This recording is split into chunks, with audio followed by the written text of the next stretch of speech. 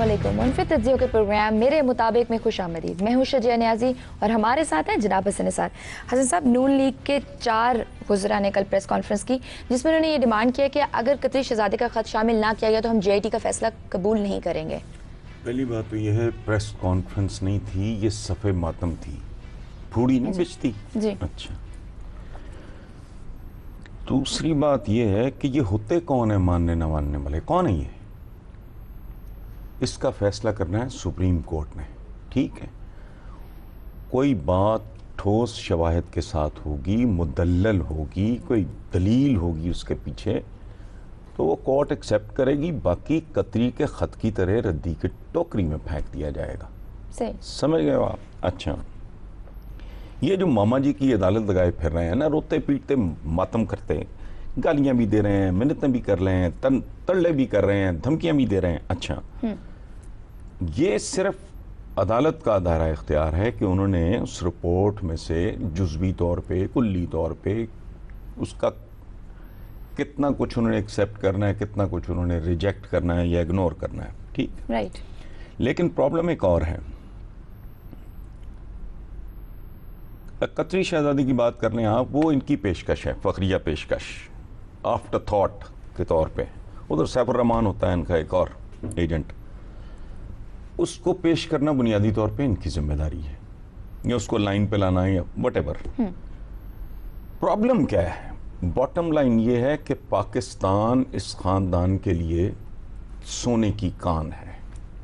तो इस मुल्क में तो भाई बनने के ऊपर एक दरख्त हो ना, उस पर डिस्प्यूट हो जाता है और कत्ल हो जाते हैं, एक मरला कोई नहीं छोड़ता। आप समझ गए? ये सोने की कान इनसे छुड़वानी जो है वो जाहिर है थोड़ा उसके लिए सोच विचार करनी पड़ेगी। लेकिन उन्होंने कह तो दिया है ना कि आप अगर वो पेश नहीं हो सकते, आप फैक्स कर दो या ईमेल कर दो वो मनी ट्रेल। मैं वही कह रहा हूँ ना। नहीं, exactly. ये बिल्कुल इनको पता है। देखो, मैंने जुर्म किया नहीं किया मुझसे बेहतर कौन जानता है। ये आने दो, ज़रा मंजर आम पे आने दो, पता लग जाएगा। ये सारी फ्रस्ट्रेशन, ये सारा गुस्सा, बिकॉज ये जानते हैं इन्होंने क्या किया है और बात किधर जा रही है गालिबन। अदरवाइज अगर इनके हाथ साफ होते, इनका दामन साफ होता, ये इस तरह चांगड़े ना मारते। राइट। अब भी इनका कुछ देर पहले मैं इनके एक वजीर की तकरीर चीख रहा था, एटम बम बनाया, मोटर पे बनाया, सी पैक लाया। ओए जी, तुम मनोखे लाडले हो। एटम बम पता नहीं किसने बनाया, किसकी जुर्रत थी भुट्टो के दिए हुए इस तस्वुर को इम्प्लीमेंट होने से रोक सकता। सही। एटम बम क्या है? एटम बम हथियार है। हथियार कौन इस्तेमाल करता है? किसकी ज़रूरत होता है? फौज की। कदीर खान और उनके साथियों ने जान मारी, तस्वुर दिया भुट्टो ने, करवाया करवाने वालों ने, मैंने किया। अच्छा भाई, वो जो रेमंड बेकर की किताब है उसमें वो मोटरवे के कमिश्नरों की कहानी बिल्कुल उसने खुल के लिखी हुई है, तो देखते जाओ। इन्होंने साथ में ये भी तो डिमांड कर दी है कि JIT की रिकॉर्डिंग्स है, उनकी कार्रवाई जो है ना, वो रिकॉर्डिंग्स उनकी रिलीज की जाए। हाँ, अच्छा बात सुनो, ये भी एक लतीफा। कहाँ एक हुसैन नवाज की तस्वीर लीक होने पे तो ये मातम करते हैं, फिर ये कहते हैं कि पूरी रिकॉर्डिंग्स वो रिलीज की जाए। क्यों? ये इनका दिमाग जो है ना, इनके दिमाग हिल गए हैं। इमरान खान ने दुमों पे, शेर है ना इसलिए शेर की दुम भी होती है, उसने उस दुम पे ज़रूरत से ज़्यादा बोझ डाल दिया है, डोज कर दी है हैवी। अब ये बौखलाए फिर रहे हैं। कोई बात नहीं, ना घोड़ा दूर ना मैदान दूर, देख लेते हैं। साद रफीक साहब अभी कह रहे थे कि JIT बनाने के मकासद तो कुछ और थे, ये किसी और काम में लग गई है। क्या मकासद थे? करप्शन? जी, ये वो लोग हैं, ये वो क्लास है, इन्हें हमदर्दी, चूँकि वो इनका भी चेक है ना, ये नवाज शरीफ साहब जो हैं, इनके लिए भी एक चेक पे ऑर्डर है इनका, सियासी पे ऑर्डर। अच्छा, फिर इनको अपनी फिक्र भी है कि अगर बाद में एहतसाब का रुख इन लोगों की तरफ हो गया, because it's not going to end here. Right, it's just a start. ये जो इस नाम नेहाद रॉयल फैमिली का जो एहतसाब हो रहा है, ये एहतसाब का अंजाम नहीं, आगाज है। और इन सबको इस बात का खतरा है कि इसके बाद तोपों का रुख, अच्छा हसन साहब, इक्तसाबी तोपों का रुख। या एक छोटी सी ब्रेक ले लेते हैं, इसके बाद हम मजीद अपनी बातों का सिलसिला आगे बढ़ाएंगे। देखते रहिए मेरे मुताबिक।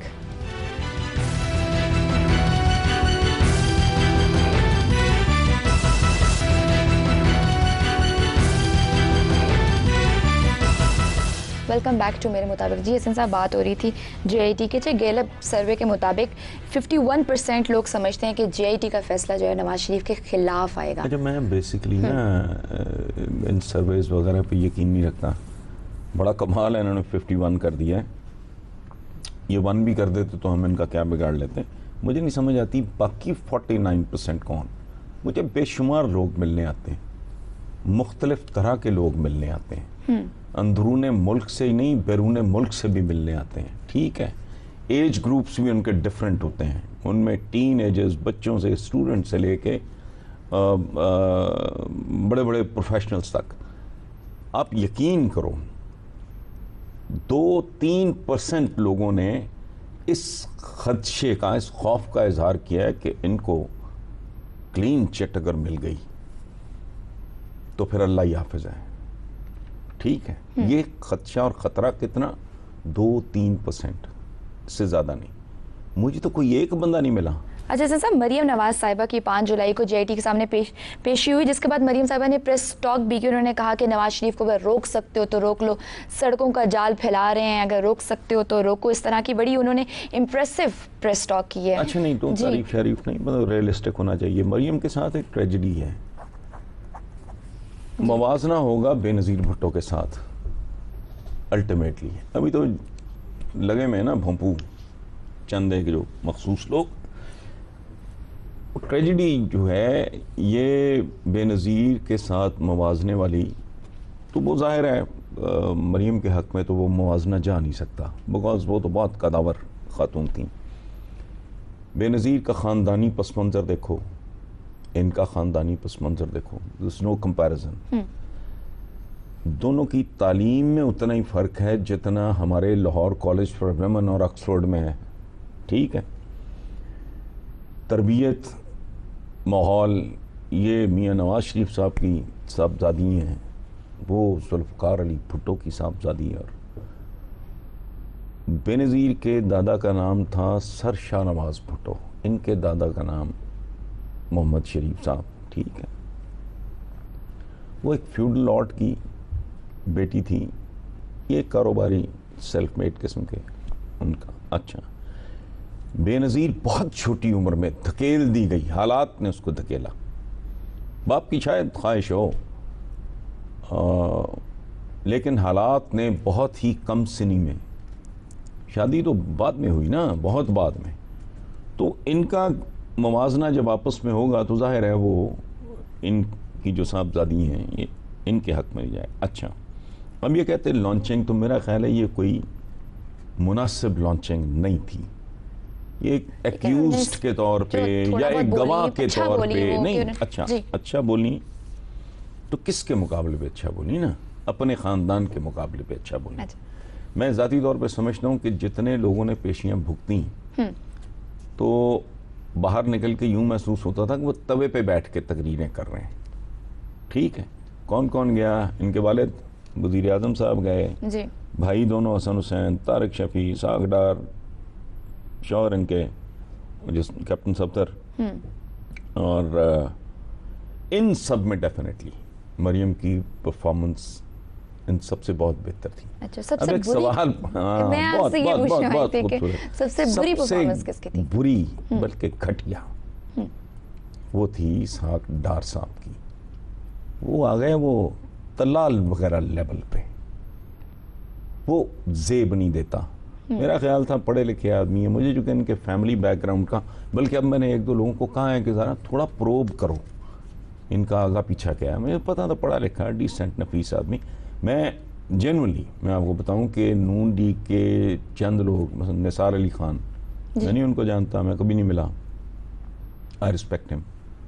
जो ज़फ़रुल्लाह साहब हैं, राजा ज़फ़रुल्लाह, मेरा ख्याल है वो काबिल एहतराम आदमी है, वो यावा गोइयाँ इधर उधर की वो गैर जिम्मेदाराना बात नहीं करते। इसी तरह मेरा इसहाक डार के बारे में ख्याल था कि एक प्रोफेशनल आदमी है, अच्छा ठीक है, पैर के नीचे बटेरा बटूरा आया हुआ चल रहा है ठीक, लेकिन उस दिन मुझे वो लगा कि इस बंदे का तो रियल सेल्फ ही कुछ और है।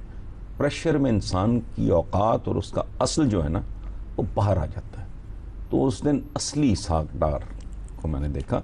पोरेस्ट परफॉर्मेंस डार साहब की थी, और मतलब अगर फैमिली का आपस में अगर तो डेफिनेट। अच्छा साहब, मुझे एक छोटी सी ब्रेक लेनी है, फिर हम वापस आते हैं। Stay tuned.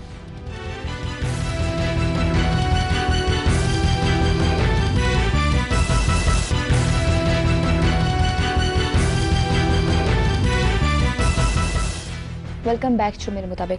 अच्छा साहब, अखबारों में ये रिपोर्ट हो रहा है कि कुछ मुश्तरका दोस्त जो हैं वो पीपल्स पार्टी और नून लीग को मिलाने की कोशिश कर रहे हैं इमरान खान के खिलाफ, और ताकि उनको शिकस्त दे सकें। ये अंडरस्टैंडेबल है, ये दोनों ईवल फोर्सेस हैं मेरे नज़दीक, ठीक। पीपल्स पार्टी और नून लीग, राइट। गठजोड़, देखें बात हिस्से पे और इस तरह के मामलात पे इख्तलाफ हो जाता है, बट बुनियादी तौर पे मैंने तो हमेशा इनको पॉलिटिकल माफियाज ही समझा है। मैं इनको पॉलिटिकल पार्टी समझता ही नहीं हूँ, और डे वन से आई है, ठीक। अब ये जो आप मुश्तरका दोस्त नहीं होते, ये ब्रोकर्स होते हैं, पावर ब्रोकर्स, ठीक है। तो वो शटल कर रहे होंगे कि भी अपने सर्वाइवल के लिए इकट्ठे हो जाओ, इमरान से निपट लो, बाद में आपस में इससे बकरे जो केक का जिसको शेयर आता है वो बाद में देखते रहेंगे, फिलहाल इस जिन से तो जान छुड़ाओ जो पीछे जिसने जेन्युइनली रस्सा डाल के इन सबको घसीटा हुआ है उसने ना बुरी तरह, और घसीट के मंतकी अंजाम के बिल्कुल वो दहलीज पे ले आया है इमरान इनको। कि उनको खदशा है कि नेक्स्ट टाइम हमारी बारी ना आ जाए, और ये गैंग अप होंगे, ये पहले भी थे।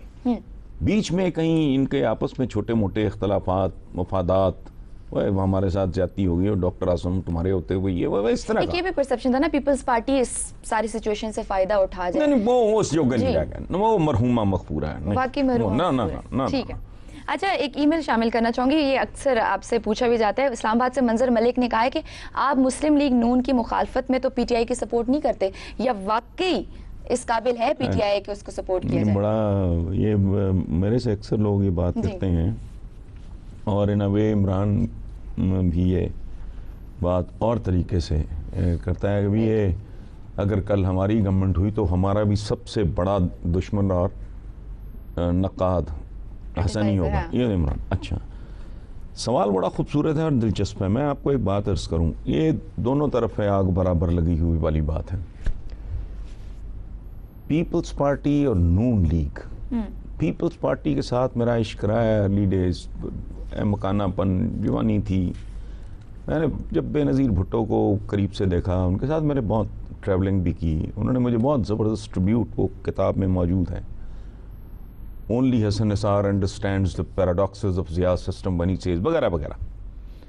तो मैं मायूस हुआ, मैंने कहा नहीं, they are not the right people, ये हाथी के दांत हैं पीपल्स पार्टी खाने के, और मैंने इनके खिलाफ महाज खोल दिया। अच्छा, नून लीग ये डे वन से मुझे पता है कि ये बोसा हाय मर्ग हैं, किस ऑफ डेथ नहीं कहते ये कौम के लिए दोनों। अच्छा, ये बात मैं आज नहीं कर रहा, ये मैंने तब लिखना शुरू किया आज से 22, 23, 24 साल पहले, और एक नहीं, दो नहीं, 10 नहीं, 100 नहीं, 200 नहीं, जाएं फाइल निकलवाएं, जिस अखबार के लिए मैं उन दिनों लिखता था, ढेरों कॉलम।